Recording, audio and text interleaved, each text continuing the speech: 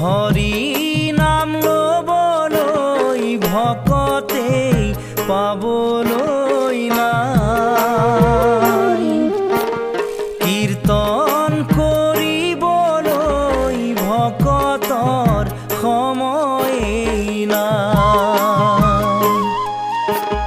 হৰি নাম লবলৈ ভকতে পাবলৈ নাই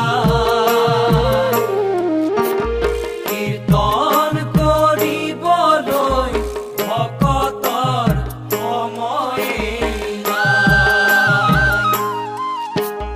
ভকত বৎসল